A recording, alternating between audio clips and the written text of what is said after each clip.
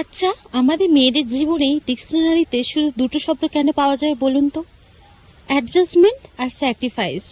এই দুটো জীবন করতে করতে আমাদের সারাটা লাইফ কেটে যায়, যারা আমরা হাউস ওয়াইফ। একদিন সবকিছু ঠিক হয়ে যাবে, এটা আসলে চরম মিথ্যে কথা। আসলে কোনো কোনো কিছু জিনিস ঠিক হওয়ারই নয়, শুধু আমরা অভিনয়টা করাটা আস্তে আস্তে শিখে যাই, আমরা মানিয়ে নিতে পেরে যাই, অভিযোগ করা বন্ধ করে দিই, প্রত্যাশা কমিয়ে ফেলি, নিজেকে নিজের মধ্যে বন্দি করে ফেলি, এমনভাবে থাকি যেন কিছুই হয়নি, সব কিছু ঠিকঠাক আছে। একটা মেয়ে যখন সদ্য বিবাহিত করে তার শ্বশুরবাড়িতে যায়, তার প্রত্যাশা থাকে, আশা থাকে, কিন্তু সব কিছু এই আমাদের পরিস্থিতির চাপে সেগুলো আস্তে আস্তে অ্যাডজাস্টমেন্ট আর স্যাক্রিফাইসের নাম নিয়ে নেয়। হ্যাঁ, এইরকমই কিছু কিছু এখনো আছে যে মেয়েদের জীবনে ঘটে চলেছে নিয়ত।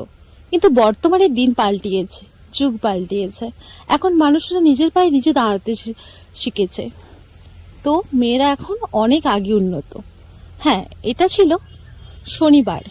শনিবার মানে নিরামিষের দিন, তাই বাড়িতে বানানো হয়েছিল ভেজ চিল্লি আর ফ্রাইড রাইস।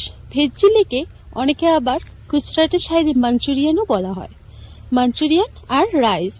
তো শনিবার নিরামিষই থাকার উপলক্ষে তোমার যদি কিছু টক ঝাল বা কিছু চটপাটা খেতে মন হয়, তো এরকম তুমি ফ্রাইড রাইস আর ভেজ মাঞ্চুরিয়ান বানিয়ে নিতে পারো খুব সহজে, খুব তাড়াতাড়ি। ভাতটা প্রথম সেদ্ধ করে নেবে, তারপর একটা প্যানের মধ্যে একটু ঘি দিয়ে তার মধ্যে সব সবজিগুলো একটু রোস্ট করে তারপর রাইসটা দিয়ে দেবে, পরিমাণ মতো চিনি, নুন আর দিয়ে কাজু কিশমিশ দিয়ে নামিয়ে রাখবে। মন পছন্দ সবজিগুলো নিয়ে পকোড়া ভেজে রাখবেন। তারপরে একটি কড়ার মধ্যে একটু অল্প পরিমাণে তেল নিয়ে তার মধ্যে আদা কুচি, একটু হিং দিয়ে দেবেন। এরপর ডুমো ডুমো করে পেঁয়াজ কেটে রাখা ও ক্যাপসিকাম দিয়ে দেবেন। দেওয়ার পর ওর মধ্যে একটু সস, সয়া সস আর চিলি সস দিয়ে দেবেন। তারপর জল দেবেন কিছুটা পরিমাণ মতো, তারপর পকোড়াগুলো ওর মধ্যে দিয়ে দেবে।